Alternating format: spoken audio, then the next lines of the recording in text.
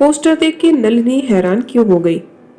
दोस्तों, वीडियो में आगे बढ़े इससे पहले आप सबसे रिक्वेस्ट है, अगर आप चैनल पर नए हैं तो प्लीज ढेर सारी नई नई कहानियों को सुनने के लिए चैनल को सब्सक्राइब जरूर कर लीजिएगा। तो चलिए बढ़ते हैं वीडियो में आगे और सुनते हैं आगे की कहानी। बुआ भी उन गुरु सच्चिदानंद की भक्त बन गई थी, इसलिए वे भी वहां अक्सर दर्शन और कथा सुनने जाया करती थी।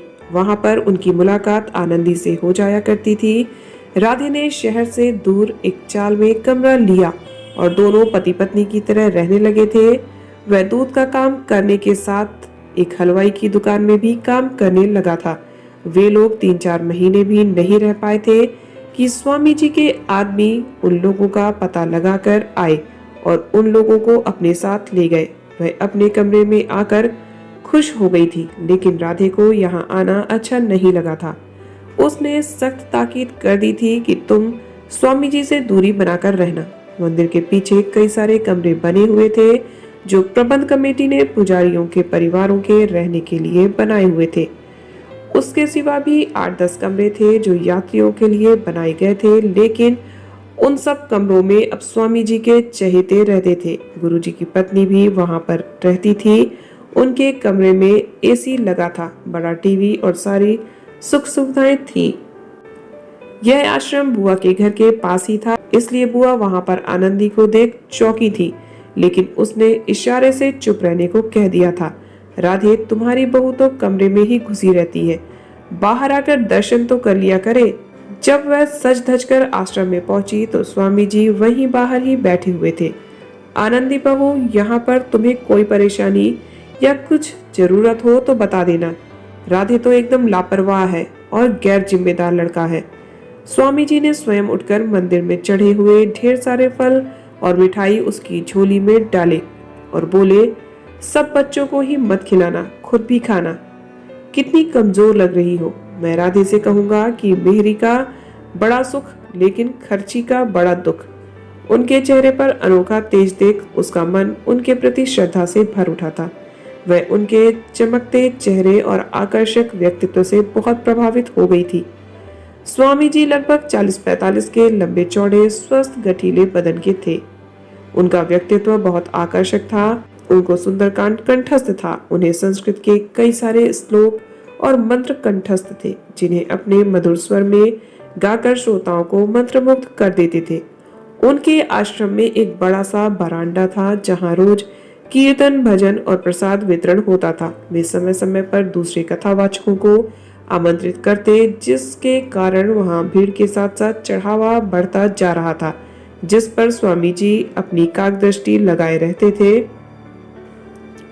वहां एक कोने में उनका धार्मिक कार्य करने का एक छोटा सा कमरा था, जहां के लिए यह कहा जाता था कि वे वहां पर ध्यान लगाया करते थे। उस कमरे में उनकी आज्ञा के बिना कोई नहीं जा सकता था। वे केवल जोगिया कपड़ा पहनते थे। स्वामी जी की पत्नी कादम्बरी जी को सब लोग माता जी कहते थे। एक दिन माता जी ने उसे अपने कमरे में बुलाया और कहा, बेटिया, अपना खाना अलग क्यों बनाती हो? यहाँ प्रसादी बनता ही है, वहीं पर तुम मदद कर दिया करो और सब लोग यहीं पर प्रसाद ग्रहण कर लिया करो। वह बहुत खुश हो गई थी और उसने माता जी के पैर पकड़ लिए थे। आप तो मेरी अम्मा से भी बढ़कर हैं। सच था कि वहां रसोई में बढ़िया खाना देखकर उसे बहुत लालच आया करता था। अब वह वहां पर मदद करती और फिर राजसी भोजन करती। कुछ दिनों में ही उसका शरीर गदगदा उठा और सौंदर्य निखर उठा था। वह गौर कर रही थी कि वह स्वामी जी की विशेष कृपा का पात्र बनती जा रही थी और उनकी नजरें उसका पीछा करती रहती थी। स्वामी जी झाड़ फूक भी करते थे। वे लोगों की परेशानियों का निदान करने के लिए धार्मिक कार्य के साथ अन्य उपाय भी बताया करते थे। वे बच्चों बड़ों को एक काला डोरा के साथ भभूत, जिसे वह मंत्र सिक्त या सिद्ध कहकर दिया करते थे। उसके एवज में लोग प्रसन्नता पूर्वक उन्हें दक्षिणा में रुपया आदि दिया करते थे। इसके सिवा आश्रम की व्यवस्था के नाम पर उसके नवनिर्माण के लिए लोगों की औकात व श्रद्धा देख परख कर स्वामी जी रसीद काट दिया करते थे। वह व्यक्ति श्रद्धा के कारण मजबूरीवश पैसा दे दिया करता था। इसी कारण से उनका आश्रम दिनों दिन विशाल और भव्य होता जा रहा था। स्वामी जी के प्रति उसका भी श्रद्धा भाव बढ़ता जा रहा था। उनके धार्मिक कार्य करने वाले कमरे से खूब सुगंधित धुआं बाहर निकलता था। माताजी बताया करती थी कि उन्हें देवी जी की सिद्धि है। वे प्रसाद में लौंग दिया करते और कपूर, गुगुर, लोबान का धुआं या अगियारी करवाते। उस छोटे से कक्ष में महिलाएं अपनी समस्या लेकर जाया करती। उनसे वहां पर विशेष कार्य करवाया जाता था। उनसे विशेष रूप से चढ़ावा चढ़वाने के बाद उनकी समस्या के समाधान हो जाने के लिए विशेष मंत्र जाप करने के लिए भी कहा जाता। वह झांक कर जानने की कोशिश करती कि वहां कुछ गलत काम तो नहीं हो रहा, लेकिन माताजी वहां बाहर बैठकर निगरानी करती, इसलिए अंदर क्या होता है वह कभी नहीं देख पाई थी। वैसे यह तो उसे पक्का विश्वास था कि स्वामी जी के कमरे के अंदर अकेली महिला के साथ कुछ अनैतिक कार्य अवश्य किया जाता है, परंतु वह कभी नहीं देख पाई और न ही किसी से भी सुना। राधे स्वामी जी और उनके सब संगी साथी रात में इकट्ठा होकर गांजे की चिलम लगाते नशा किया करते थे। नशे का सामान राधे और गुरुजी का विश्वास पात्र अंगद चुपचाप लाया करते थे। कई बार माताजी को भी उसने चिलम लगाते देखा था। राधे ने उसे रात के समय जब सब चिलम से नशा करते उस समय बाहर निकलने से बिल्कुल मना कर दिया था, लेकिन धीरे धीरे राधे नशेची बनकर आश्रम में रहने वाली माला के साथ खुल्लम खुल्ला इश्क लड़ाने लगा था। यहाँ तक कि वह रातें भी उसके कमरे में गुजारने लगा था। राधे एक दिन काम पर गया, फिर वह लौटकर नहीं आया। कई दिनों बाद उसकी लावारिश लाश मिली थी। क्रॉसिंग से जल्दबाजी में ट्रेन के साथ बाइक के साथ खिसकता चला गया था। आनंदी तो बिल्कुल बेसहारा हो गई थी। रोते रोते वह बेहोश हो जाती। उस समय स्वामी जी ने उसे सहारा देते हुए कहा था, राधे नहीं रहा तो क्या हुआ, मैं तुम्हें किसी तरह की परेशानी नहीं होने दूंगा। स्वामी जी के सिवा उसके पास कोई सहारा नहीं था। चारों तरफ अंधकार ही अंधकार छाया हुआ था। वह पंख विहीन पक्षी की भांति स्वामी जी के चरणों पर अपना सिर रखकर सिसक पड़ी थी। स्वामी जी ने दिलासा देते हुए उसे अपना विशेष शिष्य बना लिया, लेकिन उनकी वासना भरी नजरें उसके शरीर के आर पार मानो देख रही थी। कोई भी स्त्री किसी पुरुष की कामुक निगाहों को पल भर में परख लेती है, फिर वह तो ऐसी निगाहों के धोखे से कई बार गुजर चुकी थी। अब वह स्वामी जी के सहारे अपने जीवन को नई दिशा दे सकती है, ऐसा वह मन ही मन सोचा करती थी। विशेष शिष्य बनाने के बाद अब वह स्वामी जी की मंडली के साथ दूसरे गांव सत्संग और कथा में जाने लगी थी। उनकी समृद्धि और संपन्नता देख वह स्वामी जी के प्रति आकर्षित होती जा रही थी। सार्वजनिक रूप से वह आश्रम की विशेष प्रबंधक कही जाती थी, लेकिन वह जानती थी कि स्वामी जी के जीवन में उसका क्या स्थान था।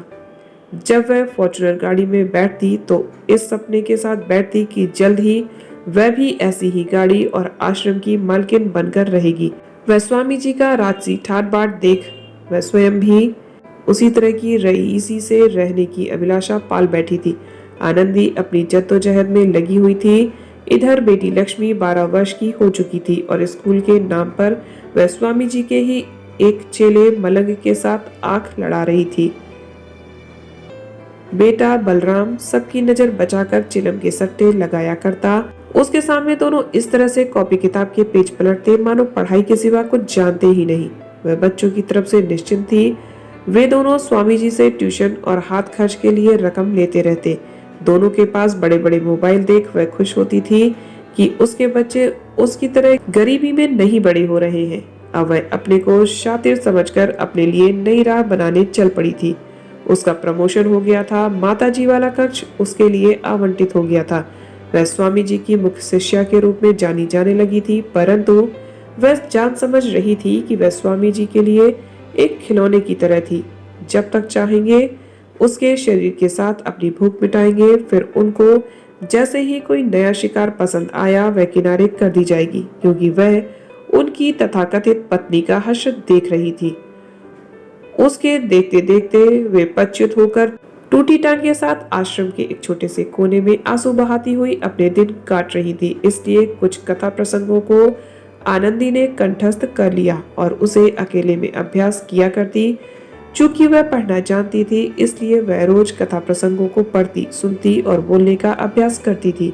उसने जब एक दिन मोबाइल पर अपनी आवाज में कथा रिकॉर्ड करके चुपचाप रिकॉर्डिंग चला दी तो स्वामी जी सुनकर दंग रह गए। वे नाराज होकर बोल पड़े, तुम तो जल्दी ही मेरी रोजी रोटी ही बंद करवा दोगी। बंद करो। उनके चेहरे पर चिंता की लकीरें दिखाई पड़ रही थी। वे आगे बोले, अब तुम ऐसी हिम्मत मत करना। स्वामी जी की संपन्नता दिन दूनी रात चौगनी बढ़ती जा रही थी। वे भागवत कथा सुनाया करते थे। उनके नाम पर लाखों लोगों की भीड़ उमड़ पड़ती थी। उनका अंदाज बहुत चुटीला और संगीत व नृत्य से भरपूर रहता था। जिसमें कथा कम होती थी, मनोरंजन ज्यादा होता था, इसलिए भीड़ बेतहाशा उमड़ पड़ती थी। उनका कथा सुनाने का रेट बढ़ता जा रहा था। बुकिंग करवाते समय उन्हें लंबी रकम मिलती। फिर कथा में लोग श्रद्धा से भरपूर चढ़ावा चढ़ाते। स्वामी जी मालामाल होते जा रहे थे। अब उनके पास एक नहीं 2 बड़ी गाड़ियां थी। वे रेशमी जोगिया कपड़े धारण करने लगे थे। उनके हाथ में महंगे स्मार्ट वॉच और बड़ा वाला आईफोन रहने लगा था। उन्होंने विनय नाम के एक पढ़े लिखे भक्त को मैनेजर बनाकर अपॉइंट कर लिया था, जो उनकी बुकिंग की तारीख तय करता। उनके दर्शन के लिए लोगों की भीड़ लग जाती। उनकी सुरक्षा के लिए उनके साथ 2 गनर रहने लगे थे। उनके पास नेताओं का जमावड़ा रहने लगा था। आनंदी की रिकॉर्डिंग सुनने के बाद उसके सुंदर रूप और मीठे स्वर से स्वामी जी घबराने लगे, तो उन्होंने उसके रंगीन कपड़ों पर साज श्रृंगार पर प्रतिबंध लगाकर सफेद साड़ी पहनने के लिए मजबूर कर दिया। वह बहुत रोई थी, क्योंकि रंग बिरंगी साड़ियां, विशेषकर चुनरी में उसकी जान बसती थी। मजबूर होकर उसे अपनी मांग से सिंदूर मिटाकर विधवा का वेश धारण करना पड़ा। अति तो तब हो गई जब उन्होंने उसके लंबे बालों पर कैंची चलवा दी थी। उस दिन आनंदी फूट फूट कर रोई थी, लेकिन वह सब कुछ अपने बच्चों के भविष्य के लिए सह रही थी।